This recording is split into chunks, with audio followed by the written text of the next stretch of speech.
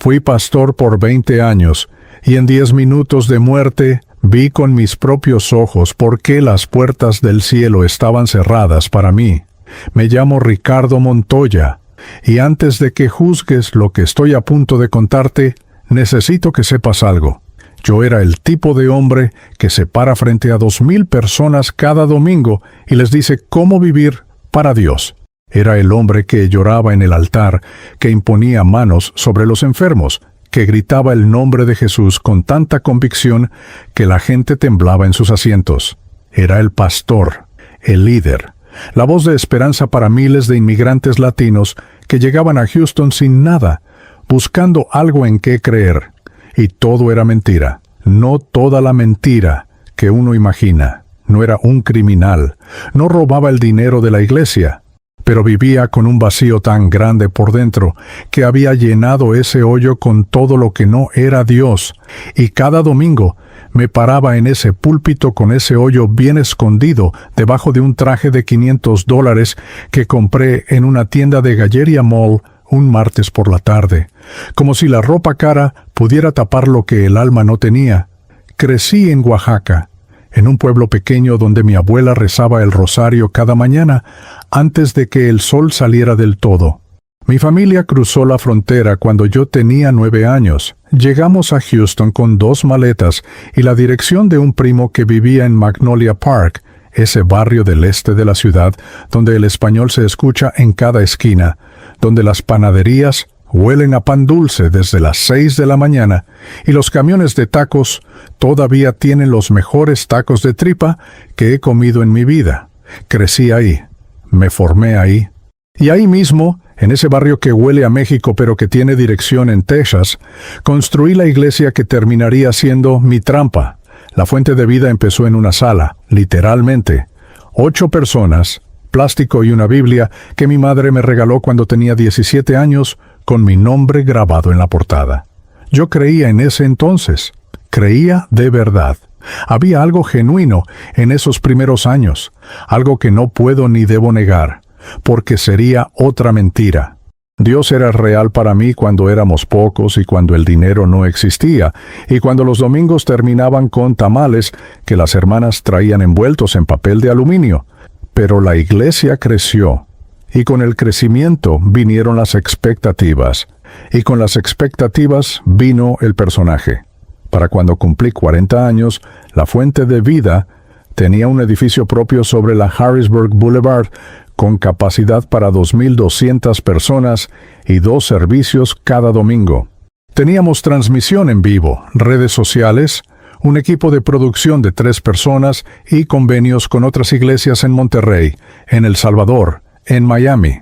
Mi nombre circulaba en círculos pastorales. Me invitaban a conferencias. Me sentaba en mesas con líderes que yo había admirado desde lejos cuando era joven, hombres de renombre, cuyas voces llenaban estadios, y yo estaba ahí entre ellos, asintiendo, sonriendo, comportándome como si perteneciera a ese mundo. Y en privado, me estaba muriendo por dentro. Elena, mi esposa, es una mujer que merece más de lo que yo le di durante demasiados años. Elena Montoya, nacida en Guadalajara, criada en la fe desde que tiene memoria.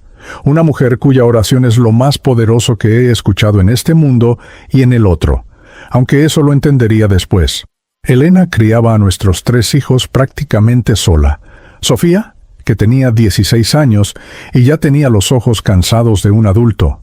Mateo, 12 años, callado, observador, el tipo de hijo que todo lo ve y nada dice. Y Andrés, el pequeño, 7 años, que todavía me abrazaba en la puerta cuando yo llegaba tarde sin preguntar de dónde venía.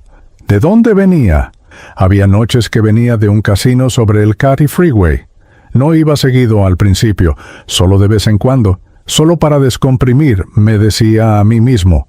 Pero la frecuencia fue aumentando con los años, igual que aumentaba la presión de mantener el personaje.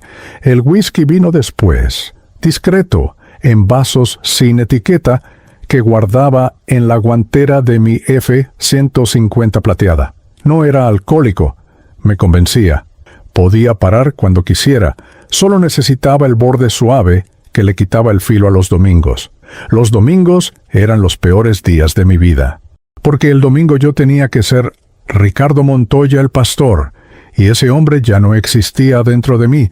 Existía en la pantalla, existía en el escenario, existía en los abrazos que daba después del servicio a las señoras mayores que me decían que mis palabras les habían salvado la vida esa semana, y yo asentía, y ponía la mano en el hombro, y decía que toda la gloria era de Dios, mientras por dentro algo gritaba que yo era un fraude, no había abandonado la fe de golpe. Fue una erosión lenta, como el río que va quitando tierra sin que el árbol en la orilla se dé cuenta, hasta que las raíces ya no sostienen nada. Empezó con dudas que no le confía a nadie, porque un pastor no puede dudar, ¿verdad? Un pastor tiene que tener respuesta para todo. Y en esa soledad de las dudas sin confesar, fui construyendo una teología privada que se resumía en algo que nunca me atreví a decir en voz alta hasta que la muerte me obligó. Yo no creía que Dios me estuviera escuchando. Predicaba la oración y no oraba. Predicaba la Biblia y la leía solo para preparar sermones. Predicaba la gracia y en secreto pensaba que todo era teatro para gente que necesitaba algo en que creer. Eso era lo que pensaba de mi congregación. Gente que necesitaba algo en que creer. ¡Qué arrogancia! ¡Qué ceguera tan absoluta y tan miserable! La noche del 12 de marzo de 2026 venía de una reunión de líderes pastorales en un hotel del Gallería. Habíamos cenado bien, habíamos hablado de estrategias de crecimiento y de plataformas digitales y de cómo llegar a la segunda generación de latinos en Estados Unidos. Todo muy profesional, todo muy lejos de cualquier cosa sagrada. En el estacionamiento me tomé un trago corto de la guantera antes de manejar, como siempre, y agarré la I-45 rumbo al sur. A la altura del Medical Center sentí la primera presión. Pensé que era el cinturón de seguridad demasiado apretado. La aflojé. La presión no se dio. Subió por el lado izquierdo del pecho hasta el hombro y bajó por el brazo con una intensidad que no tenía nombre en mi vocabulario. Tuve el tiempo justo de orillarse al acotamiento de emergencia y poner las luces intermitentes antes de que todo se apagara. 10 minutos, eso es lo que me dijeron después. 10 minutos en los que la línea del monitor en el Houston Methodist Hospital era completamente plana. 10 minutos en los que el doctor Alejandro Méndez y su equipo trabajaron sobre mi cuerpo con una urgencia que él mismo describiría meses después como desesperada. 10 minutos en los que Elena, que llegó al hospital sin saber nada todavía, se arrodilló en un pasillo del tercer piso y comenzó a clamar en español con una voz que los enfermeros recordarían semanas después. 10 minutos en los que yo no era el pastor Ricardo Montoya.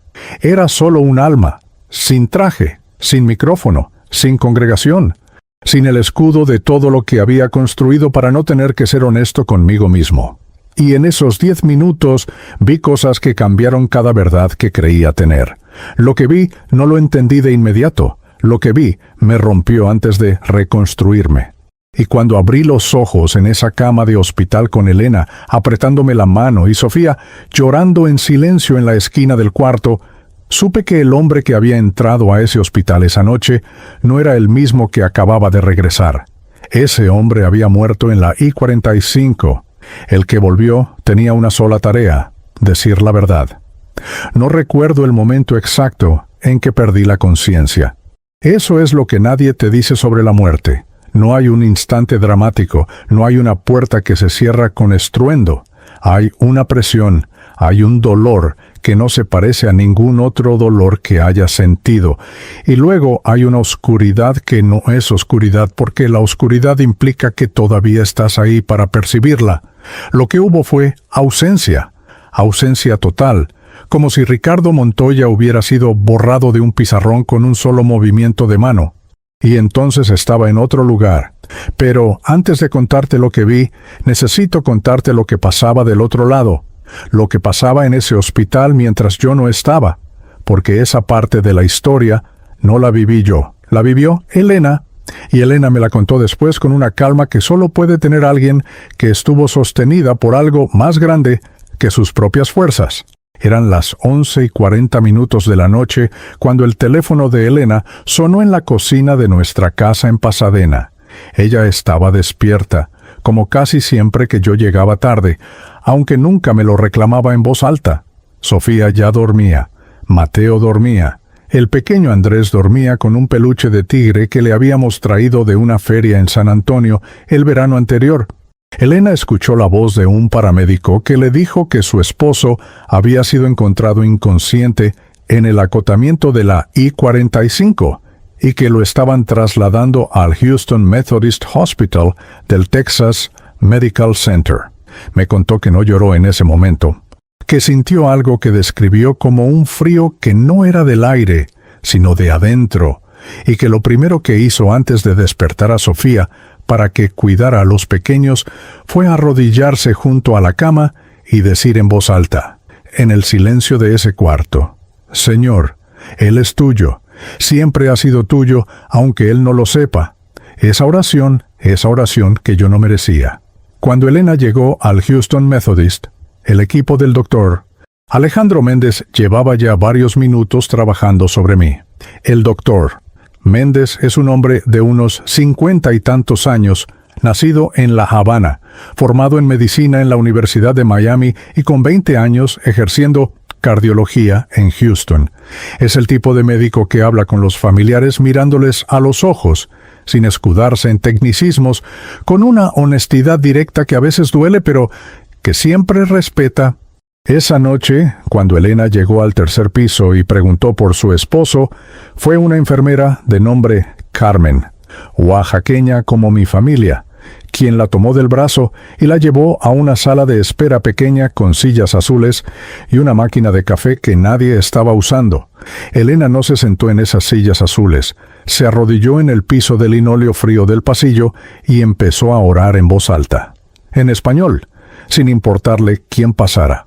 Sin importarle los mirones, los enfermeros que aflojaban el paso al verla, los visitantes anglos que no entendían las palabras, pero que algo en la intensidad de esa mujer los hacía detenerse un momento antes de seguir caminando. Elena clamaba con una voz que no era de desesperación, sino de autoridad, como alguien que conoce a quien le está hablando y sabe que ese alguien escucha. Yo no merecía esa mujer. Nunca lo merecí.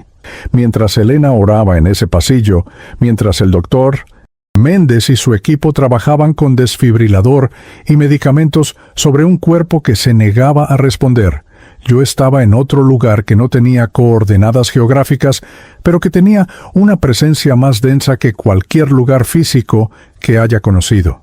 Lo primero que percibí fue luz, pero no como la luz del sol ni como la luz artificial de un quirófano. Era una luz que tenía peso, que tenía temperatura, que tenía algo que solo puedo llamar intención. No iluminaba objetos. Era ella misma el entorno, y en esa luz yo estaba de pie, aunque pie es una palabra demasiado pequeña para describir lo que era estar ahí, porque el cuerpo que tenía no pesaba nada, y sin embargo era más yo que cualquier cosa que haya habitado en 44 años de vida. No sentía el dolor del pecho, no sentía el whisky de antes, no sentía el cansancio acumulado de años de vivir una doble vida. Sentía solamente una presencia que no necesitaba presentarse, porque su sola existencia era su nombre. Y en esa presencia yo no podía esconder nada. Eso fue lo primero que me golpeó con una fuerza que no tiene equivalente en el lenguaje humano. Toda mi vida había vivido de la capacidad de esconder las dudas, esconder los vicios, esconder el vacío, esconder la mentira detrás del sermón bien construido y la voz bien modulada, y el traje bien planchado. Y de repente estaba en un lugar donde esconder era una posibilidad que simplemente no existía, como intentar mentir en un idioma que no tiene palabras para la mentira. Todo lo que era Ricardo Montoya estaba expuesto, no con vergüenza inmediata, sino con una claridad que dolía de otra manera, como ver tu propio rostro sin el filtro que uno siempre pone entre su imagen real y la imagen que quiere proyectar. Yo me vi de verdad, y lo que vi no era un monstruo, pero tampoco era el hombre que se paraba en ese púlpito a hablar de santidad. Era un hombre asustado que había elegido el aplauso sobre la verdad durante demasiado tiempo. Comencé a caminar, aunque caminar tampoco es la palabra exacta. Me moví en esa luz con una dirección que no elegí yo, sino que pareció elegirse sola, como si el lugar mismo tuviera una gravedad que me orientaba. Y fue entonces cuando aparecieron los corredores. Eran largos, más largos de lo que la perspectiva debería permitir. A ambos lados había puertas, grandes, enormes, de un material que brillaba, pero que no era oro como uno imagina el oro. Era algo más antiguo que el oro, algo que el oro intenta imitar sin conseguirlo del todo. Cada puerta tenía algo grabado que yo percibía no con los ojos, sino con algo más profundo, algo que estaba en el centro del pecho y que reconocía información de una manera que no necesitaba del lenguaje. Algunas puertas estaban abiertas. De las puertas abiertas venía algo que no era sonido, pero que se parecía a música, en el sentido de que llenaba todo sin ocupar espacio. Venía también una calidez que no era temperatura, sino bienvenida. Una sensación de que del otro lado de esa puerta alguien te conocía de siempre y había estado esperando que llegaras. Pero otras puertas estaban cerradas. No cerradas como una puerta que alguien dejó entornada. Cerradas con una firmeza que era definitiva, que era declaración, que era sentencia. Y en esas puertas cerradas no había música. Había silencio. Un silencio que no era paz, sino ausencia de paz, que no era descanso, sino la eternidad de no haber descansado nunca en lo correcto. Me detuve frente a una de esas puertas cerradas y sentí algo que en la tierra llamamos reconocimiento. Y supe, sin que nadie me lo dijera con palabras, que iba a haber cosas que no quería ver. Cosas que iba a tener que cargar de regreso si es que regresaba. Cosas que iban a exigirme algo que el Ricardo Montoya de antes no habría sido capaz de dar. No tuve opción de negarme. En ese lugar, la negación tampoco existía como posibilidad. Del otro lado del hospital, según me contaría el doctor Méndez, semanas después en su consultorio del piso 12 del edificio médico de Fanning Street, en el minuto en que los monitores mostraban la línea completamente plana y él estaba a segundos de tomar una decisión que los médicos toman y que nadie habla en público, algo cambió en los valores del equipo. No gradualmente, de golpe, como si alguien hubiera girado un interruptor. El doctor Méndez me dijo esas palabras exactas, como si alguien hubiera girado un interruptor. Un hombre de ciencia, 20 años de cardiología, y no tenía otra manera de describirlo. Elena, en el pasillo de linóleo frío, seguía orando. Y yo, en ese corredor de puertas que no se abrían, estaba a punto de entender por qué había pastoreado multitudes durante 2 décadas sin conocer al Dios del que hablaba. Estaba a punto de ver, con una claridad que ningún sermón me había dado, cuál era el precio real de predicar la luz mientras se ama en secreto la oscuridad. Y ese precio tenía rostros que yo conocía. No sé cuánto tiempo estuve frente a esa primera puerta cerrada. El tiempo en ese lugar no funcionaba como funciona aquí. No había reloj, no había sensación de minutos que pasan o de horas que pesan. Había solo presencia y ausencia. Había solo lo que estaba ocurriendo sin el marco del antes y el después. Pero si tuviera que describirlo con palabras de este mundo, diría que estuve ahí lo suficiente como para entender que lo que estaba a punto de ver no era un castigo para mí, sino una misericordia. Que ver la verdad, aunque duela, siempre es misericordia. La primera puerta que se me reveló no se abrió. Nunca se abrió. Lo que ocurrió fue diferente. Comencé a percibir, con esa facultad que no era vista, pero que era más precisa que cualquier visión física, quién pertenecía a esa puerta. Y el primero que reconocí me detuvo el aliento, aunque en ese lugar yo no respiraba de la manera en que respiro ahora. Era el pastor Gilberto Fuentes. Cualquiera que se mueva en círculos evangélicos latinos conoce ese nombre. Gilberto Fuentes, nacido en Guadalajara, criado en la fe pentecostal de su madre, fundador del ministerio televisivo Sendero de Luz, que se transmitía en más de 15 países de habla hispana. Un hombre de presencia imponente, de voz que llenaba auditorios sin necesidad de micrófono, de cabello blanco que con los años se había vuelto su marca, su símbolo de autoridad espiritual. Yo lo había visto en persona 2 veces. La primera en una conferencia de líderes en Ciudad de México, cuando yo tenía 32 años y todavía creía en lo que hacía. La segunda en un desayuno pastoral en Houston, 3 años antes de mi muerte clínica, donde nos habíamos dado la mano y él me había dicho que mi ministerio tenía futuro. Su puerta estaba cerrada, y en el momento en que lo entendí, no sentí satisfacción. No sentí el tipo de alivio mezquino que a veces siente el ser humano cuando descubre que alguien a quien admiró tenía pies de barro. Sentí algo mucho más pesado que eso. Sentí el peso específico de una vida entera dedicada a construir una imagen que nunca tuvo cimientos reales. Sentí el eco de miles de personas que habían puesto su fe en ese hombre y que habían recibido a cambio un espejo pulido que solo reflejaba la gloria de Gilberto Fuentes. Lo que percibí sobre él no llegó en forma de acusación, sino en forma de comprensión. Vi, en esa manera de ver que no usa los ojos, cómo el dinero de los diezmos de familias humildes en Oaxaca, en Chiapas, en los barrios pobres de Tegucigalpa y de San Salvador, había financiado una vida que nunca se parecía a lo que se predicaba desde el altar. Vi el mecanismo exacto de cómo se usa la unción como moneda de cambio, cómo se administra la esperanza de los desesperados como si fuera un producto con precio, cómo un hombre puede llorar frente a cámaras de televisión con una convicción que él mismo ya no siente, pero que ha perfeccionado tanto que ya no distingue entre la actuación y la emoción real. No era un monstruo, eso es lo más perturbador. No era un villano de película. Era un hombre que había elegido, decisión por decisión, año por año, alejarse de la fuente hasta que la distancia era tan grande que ya no recordaba cómo se veía el agua limpia. La segunda puerta me golpeó de una manera diferente. El apóstol Ramiro Delgado, 83,000 seguidores en ese entonces en sus redes sociales.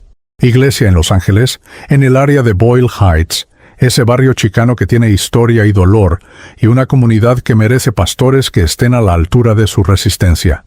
Ramiro Delgado había construido un emporio espiritual sobre la teología de la prosperidad que predicaba con una agresividad que yo siempre había encontrado incómoda, pero que nunca había tenido el valor de cuestionar en público, porque Ramiro Delgado era poderoso, y en los círculos pastorales latinos el poder se respeta aunque incomode.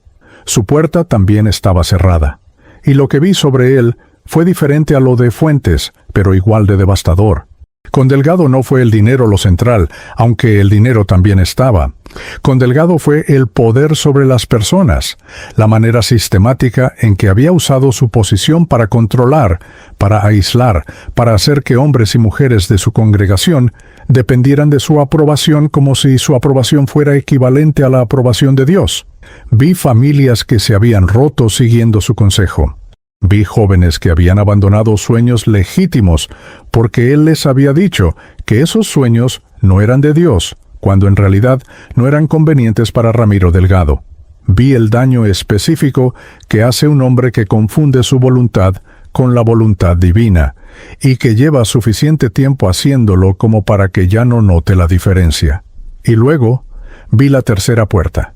Esta es la parte que me cuesta más narrar, no porque el personaje sea más famoso o más poderoso que los anteriores, sino porque era alguien más cercano, alguien cuyo nombre no voy a pronunciar en este testimonio, no por protegerlo, sino porque su familia no tiene culpa de lo que él eligió y porque hay procesos que no me corresponde a mí apresurar.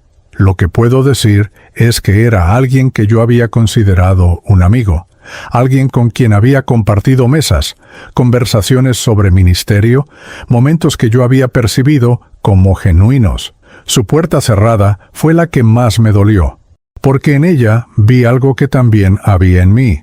Vi la comodidad de la doble vida, la manera en que uno puede dividirse tan perfectamente entre el hombre público y el hombre privado, que eventualmente deja de sentir la contradicción como contradicción y empieza a sentirla simplemente como la naturaleza de las cosas, como si hubiera dos realidades paralelas que nunca se tocan y que por lo tanto no generan conflicto moral.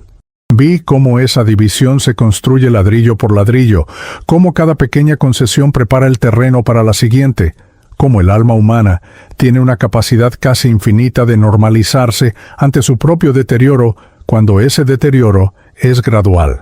Lo vi en él, y me vi en él.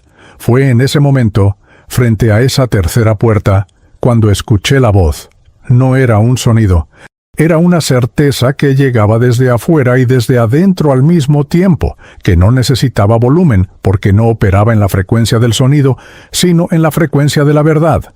Y lo que dijo no fue largo, no fue un sermón, no fue una lista de cargos. Fue una sola frase que cayó sobre mí con el peso de todo lo que yo había estado evitando durante 2 décadas de ministerio.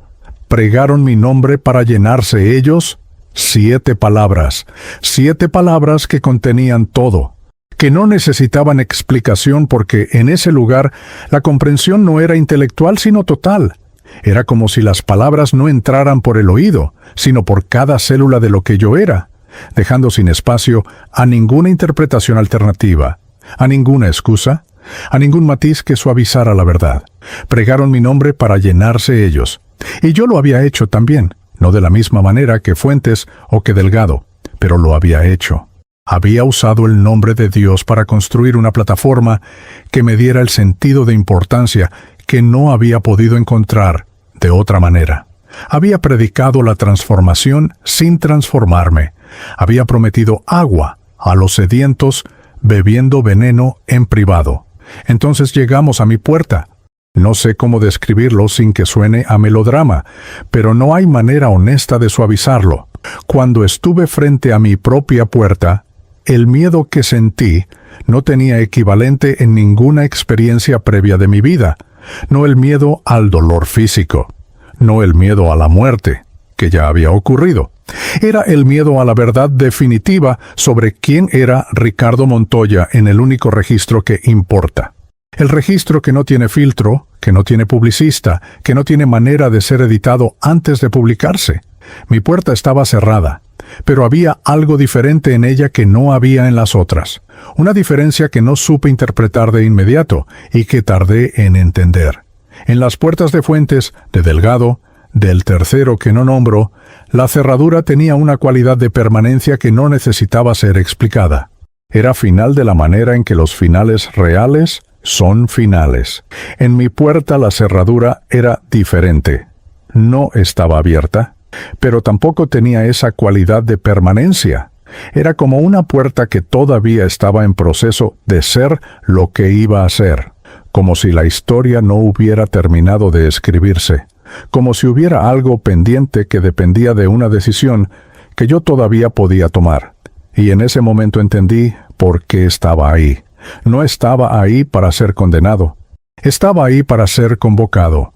Había una diferencia entre lo que yo era y lo que todavía podía elegir ser. Y esa diferencia era exactamente el tamaño de la misericordia que no merezco, pero que recibí de todas formas, sin pedirla, sin merecerla, sin tener nada que ofrecer a cambio excepto la posibilidad de que un hombre roto decidiera regresar a decir la verdad. La voz volvió, esta vez con menos palabras todavía. Solo dijo, vuelve. Y en el Houston Methodist Hospital, en el tercer piso, en el corredor donde Elena llevaba no sé cuántos minutos de rodillas sobre el piso frío de linóleo, los monitores que habían mostrado una línea plana durante 10 minutos comenzaron a registrar algo. Yo regresé, y ya nada volvería a ser lo que había sido. Lo primero que percibí al regresar fue dolor. Y lo digo sin romanticismo, porque el dolor fue brutal, fue inmediato, fue el tipo de dolor que te ancla al cuerpo con una violencia que no pide permiso. El pecho ardía como si alguien hubiera puesto carbón encendido donde debería estar el corazón. Los oídos me zumbaban con una frecuencia aguda que cortaba cualquier otro sonido.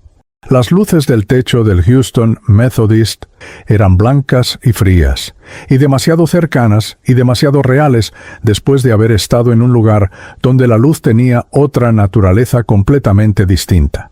Pero antes del dolor, antes de las luces, antes de los sonidos del equipo médico moviéndose a mi alrededor, con esa eficiencia entrenada que tienen los que trabajan con la muerte todos los días, lo primero que percibí fue una voz. Era Elena. No la estaba viendo. Estaba en algún lugar fuera de la habitación, en ese corredor donde había estado de rodillas, pero su voz llegaba con una claridad que atravesaba paredes y distancias como si no existieran. No entendí las palabras de inmediato, porque mi mente tardó varios segundos en reorganizarse dentro del cuerpo, como cuando uno regresa de un sueño muy profundo y necesita un momento para recordar quién es y dónde está. Pero el sonido de esa voz fue lo primero. Y algo en mí, en lo más profundo de lo que soy, reconoció ese sonido como la razón por la que había regresado. El doctor. Alejandro Méndez me contó después, en su consultorio del piso 12 del edificio médico sobre Fanning Street, con una taza de café cubano que su secretaria le traía todas las mañanas y que él compartió conmigo esa tarde sin que yo se lo pidiera, que en el momento en que los monitores volvieron a registrar actividad cardíaca, él llevaba exactamente 4 segundos de haber tomado una decisión interna que los médicos toman y que raramente verbalizan.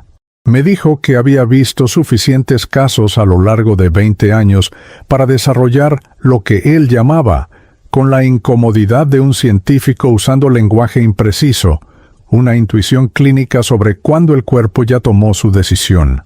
Me dijo que mi cuerpo le había comunicado esa decisión, y luego me dijo algo que no esperaba de un cardiólogo cubano formado en Miami, con 2 doctorados y 20 años de práctica basada en evidencia. Me dijo, mirándome a los ojos sobre esa taza de café, que había cosas que ocurrían en esa sala de emergencias que él había aprendido a no intentar explicar del todo, que la medicina le había enseñado el mecanismo, pero que el mecanismo no siempre explicaba el resultado, y que mi caso era uno de esos en los que el resultado superaba con creces lo que el mecanismo debería haber podido producir. No usó la palabra milagro, pero tampoco usó ninguna otra. Cuando abrí los ojos esa noche en la cama del Houston Methodist, lo primero que vi fue el techo. Lo segundo fue a una enfermera que se llamaba Patricia, una mujer de unos 40 años con acento de Veracruz que llevaba 12 años trabajando en ese hospital y que en el momento en que notó que mis ojos estaban abiertos y enfocados, salió de la habitación sin decir una sola palabra y volvió 30 segundos después con Elena. Elena entró a esa habitación como entra alguien que ha estado peleando una batalla larga y que acaba de ver que no la perdió. No corrió, no gritó. Caminó con esa calma que solo tiene la gente que gastó toda la desesperación en el proceso y que llegó al otro lado de la desesperación a algo más sólido. Se paró junto a la cama, tomó mi mano con las 2 suyas y me miró. No dijo nada por un momento. Y en ese silencio yo vi todo lo que le había costado esa noche. Vi las horas de rodillas en el corredor. Vi los 12 años de matrimonio en los que había cargado más de lo que le correspondía sin quejarse de manera que yo tuviera que escuchar. Vi a Sofía, que en ese momento estaba en casa con Mateo y con el pequeño Andrés esperando noticias, heredando el peso de una situación que ningún adolescente debería heredar. Vi todo eso en los ojos de Elena en ese silencio de 10 segundos, y fue más de lo que cualquier visión en ese corredor de puertas me había mostrado sobre mí mismo, porque las puertas me habían mostrado lo que yo era. Elena me mostró lo que yo había desperdiciado. Las primeras palabras que le dije fueron un susurro, porque la garganta no respondía todavía con normalidad. Le dije, Elena, tengo que contarte algo. Y ella asintió, como si hubiera estado esperando esas palabras, no solo esa noche, sino durante años. Lo que siguió no lo voy a narrar con todos sus detalles, porque hay cosas que pertenecen a dos personas y que pierden algo esencial cuando se exponen completamente. Pero lo que sí voy a decir es que en esa habitación del Houston Methodist, en el cuarto 214, con los monitores haciendo su sonido rítmico como testigos mecánicos y con el ruido sordo del hospital nocturno filtrándose por debajo de la puerta, le conté a Elena la verdad, toda la verdad. Los casinos sobre el Katy Freeway, el whisky en la guantera, las noches que llegaba tarde con una historia preparada y un aliento enmascarado con chicle de menta, los años de predicar una fe que había dejado de sentir, el vacío que había llenado con el aplauso, porque el aplauso era más inmediato y más manejable que la honestidad, la manera en que había usado el ministerio como escudo para no tener que enfrentarme a lo que era cuando nadie me miraba. Elena lloró, no con el llanto desordenado de alguien que recibe una sorpresa. Lloró con el llanto de alguien que finalmente puede soltar algo que ha estado sosteniendo con demasiado esfuerzo durante demasiado tiempo. Había partes de lo que le conté que ella sospechaba. Había partes que no sabía, pero en ningún momento durante esa conversación me soltó la mano. Eso es lo que recuerdo con más claridad de esa noche, que me contaba verdades que la rompían y no me soltaba la mano. Le conté también lo que había visto. Le conté el corredor, las puertas, los rostros que había reconocido, la voz, mi propia puerta y lo que era diferente en ella. Elena escuchó todo sin interrumpir, con esa capacidad que tienen algunas personas de recibir información enorme sin que el recipiente se quiebre. Cuando terminé, se quedó en silencio un momento y luego me dijo algo que llevo grabado en algún lugar que no es la memoria, sino más profundo que la memoria. Me dijo, yo sabía que Dios no había terminado contigo, por eso no paré. El doctor Méndez entró a la habitación alrededor de las 3 de la madrugada para revisar los valores y los registros. Nos encontró a los dos despiertos, a Elena todavía tomándome la mano. Nos miró a los dos con la expresión de alguien que ha aprendido que en este trabajo hay momentos que no caben en ningún protocolo y simplemente dijo que los números eran notablemente buenos para lo que había ocurrido unas horas antes, que descansáramos, que hablaríamos con más detalle en los días siguientes.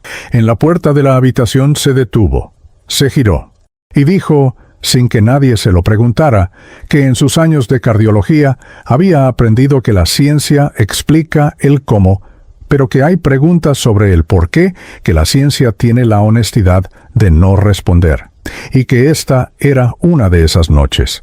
Salió sin esperar respuesta. Pasé 5 días en el hospital. En esos 5 días, Sofía vino con Mateo y con el pequeño Andrés que no entendía del todo lo que había pasado, pero que se subió a la cama con cuidado de no jalar ningún cable y se quedó dormido sobre mi brazo con su peluche de tigre de San Antonio. Mateo, el callado, el que todo lo ve, se sentó en la silla junto a la ventana y me miró durante un rato largo sin decir nada y luego dijo, «Papá, me alegra que estés aquí». 5 palabras. De Mateo, esas 5 palabras eran un discurso. Al cuarto día, cuando ya podía sentarme sin que el pecho protestara demasiado, le pedí a Elena que llamara a los líderes de la Fuente de Vida, a los diáconos, a los ancianos, a las personas que habían construido ese ministerio conmigo. Elena me preguntó si estaba seguro. Le dije que sí, que lo que tenía que hacer primero era lo más difícil, y que si lo postergaba encontraría una manera de no hacerlo. Lo que ocurrió el domingo siguiente fue algo que ninguno de los que estuvieron presentes olvidaría fácilmente. Me subí al púlpito de la Fuente de Vida por primera vez después del episodio con un aspecto que no era el de los domingos anteriores, sin traje caro, con una camisa simple que Elena había traído al hospital, con la cara de alguien que ha estado en un lugar donde las apariencias no tienen ningún valor y que ha regresado sin poder pretender que las apariencias importan. Hablé durante 20 minutos. No prediqué, No usé los recursos retóricos que había perfeccionado durante 2 décadas. No modulé la voz para producir el efecto emocional calculado que sabía producir. Hablé. Le conté a mi congregación, a esas 2,000 personas que me habían dado su confianza y que yo había administrado con demasiada frecuencia como una estadística de crecimiento, lo que había vivido, lo que había visto, lo que había sido y lo que había elegido ser diferente a partir de ese momento. Hubo silencio en el auditorio de un tipo que yo nunca había generado con ningún sermón, no el silencio de la expectativa, el silencio de la gente que está procesando algo real. Hubo llanto. Hubo personas que se pusieron de pie sin que nadie se lo pidiera. Hubo una señora en la segunda fila, doña Esperanza, 72 años, salvadoreña, que había estado en la fuente de vida desde los primeros días en la sala pequeña, que se levantó y comenzó a orar en voz alta en un español mezclado con algo que sonaba a lenguas y que llenó ese auditorio con una autoridad que ningún sistema de sonido habría podido reproducir. Salí de ese púlpito sin saber qué iba a pasar con la iglesia, sin saber si la gente se quedaría o se iría, sin saber si lo que había construido durante 20 años sobreviviría a la verdad que acababa de decir sobre lo que había sido en privado todo ese tiempo. Pero salí siendo, por primera vez en mucho tiempo, el mismo hombre en el escenario que fuera de él. Y eso tenía un peso diferente a todos los aplausos que había recibido antes. Han pasado 3 meses desde esa noche en la I-45. 3 meses desde que una línea plana en un monitor del Houston Methodist Hospital fue lo único que quedaba de Ricardo Montoya el pastor, el personaje, el hombre del traje caro y la voz modulada que sabía exactamente qué decir para que 2,000 personas sintieran lo que él necesitaba que sintieran. 3 meses desde que regresé de un lugar que no tiene dirección en ningún mapa, pero que es más real que cualquier cosa que haya tocado en esta vida. Y en estos 3 meses he aprendido algo que 20 años de ministerio no me enseñaron, que la verdad es más liviana que la mentira, aunque duela más al principio, que el peso que uno carga cuando vive dividido entre lo que es y lo que pretende ser, es un peso que el cuerpo y el alma terminan pagando de alguna manera, con intereses, en el momento menos conveniente y de la forma menos controlable.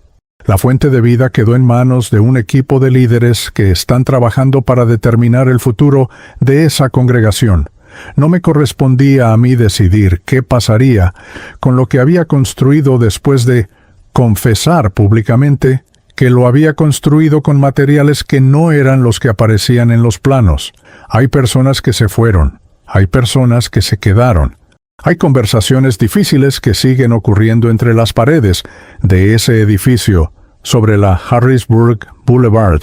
Conversaciones sobre confianza y sobre traición y sobre qué significa realmente la gracia cuando el que necesita ser perdonado es el que se supone que administraba la gracia.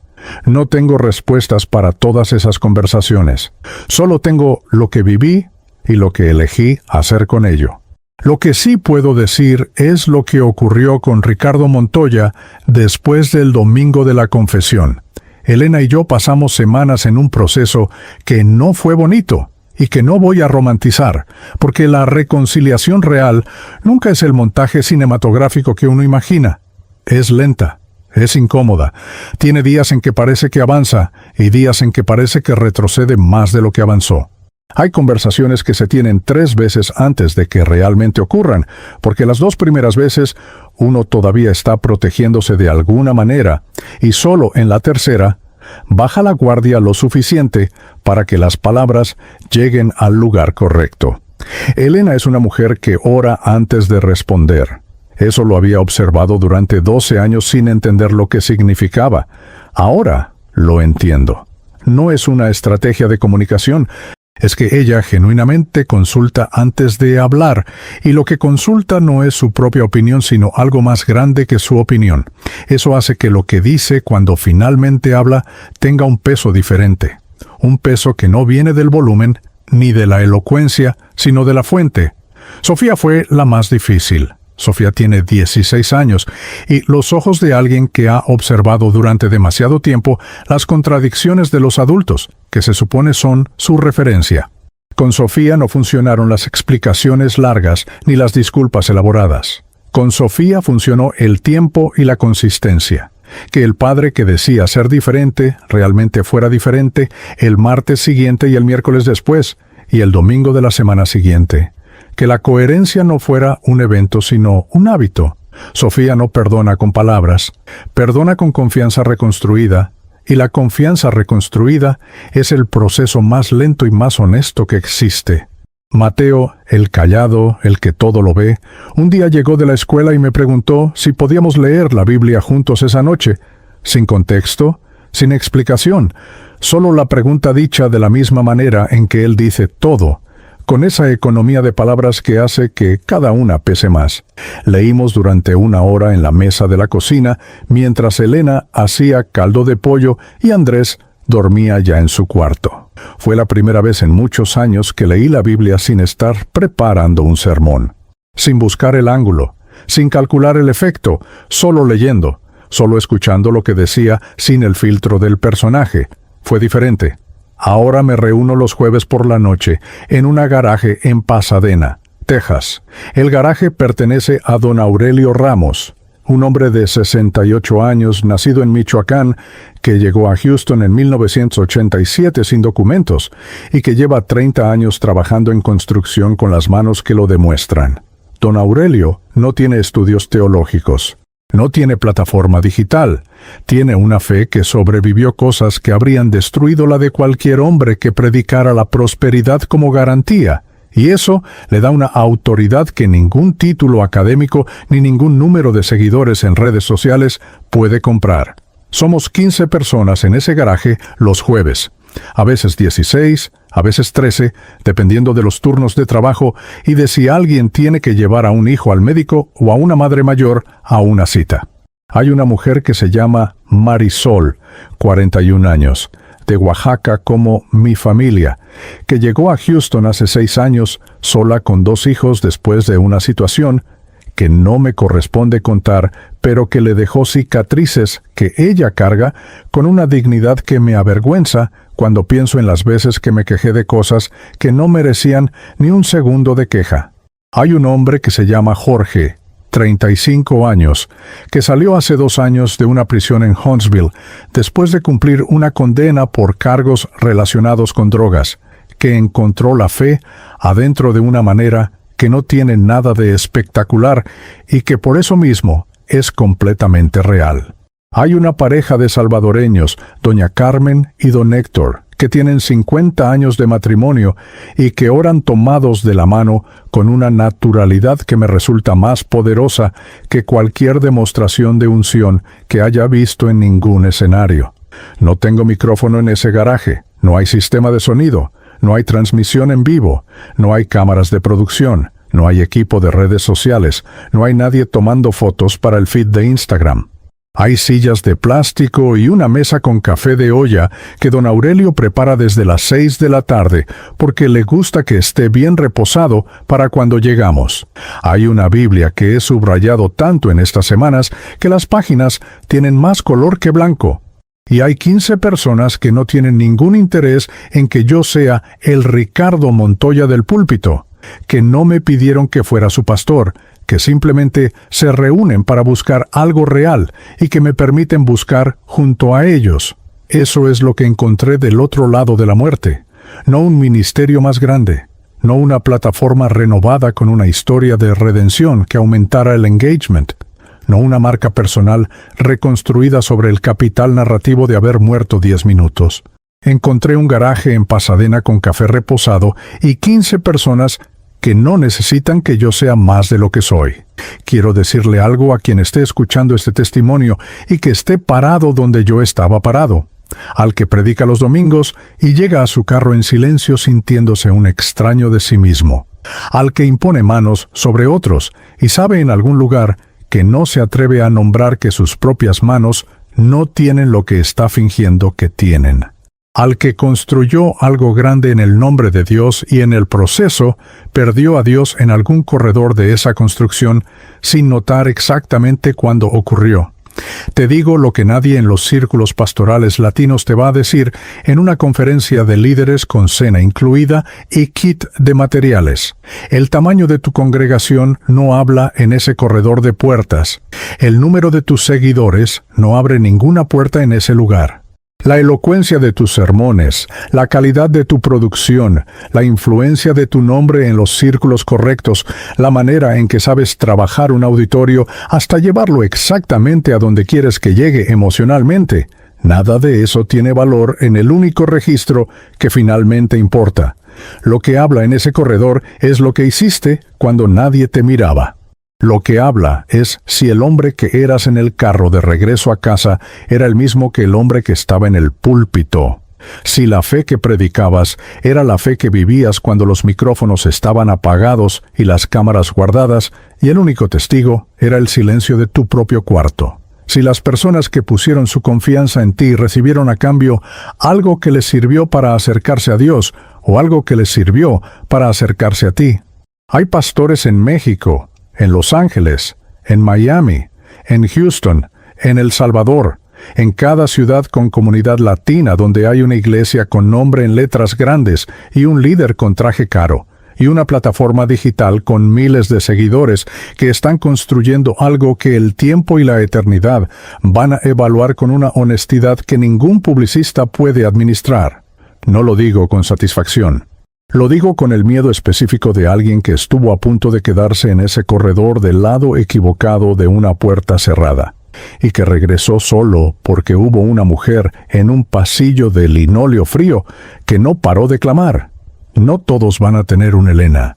No todos van a tener 10 minutos de muerte clínica que los obliguen a ver lo que han estado evitando ver. Algunos van a llegar a ese corredor sin la oportunidad de regresar, sin la diferencia que yo vi en mi puerta, sin el tiempo adicional para convertir lo que fue en algo diferente. Y esa posibilidad concreta y real, es lo que me hace sentarme frente a esta cámara y contar esto, aunque me cueste, aunque exponga cosas que un hombre preferiría guardar. Aunque haya personas que después de escuchar esto decidan que ya no pueden confiar en mí, que no confíen en mí, que confíen en lo que vi, porque lo que vi es real. El cielo es real, las puertas son reales, y la lógica con la que esas puertas funcionan no tiene nada que ver con la lógica con la que hemos construido muchos de nuestros ministerios latinos en este continente. Fue en ese garaje en Pasadena, un jueves por la noche, con café de olla y 15 personas y ninguna cámara, cuando por primera vez en 20 años de hablar sobre Dios en público, le hablé a Dios en privado con la misma voz, cuando el hombre del púlpito y el hombre del carro fueron finalmente el mismo hombre. Cuando entendí lo que significa, de verdad, acepté a Cristo, no como declaración de membresía, no como credencial de ministerio, como la decisión más pequeña y más real que existe, la de no esconderse más. Ese jueves en el garaje de Don Aurelio, sin micrófono y sin auditorio, fue el primer domingo real de mi vida. El cielo es real, pero las puertas no se abren con mentiras.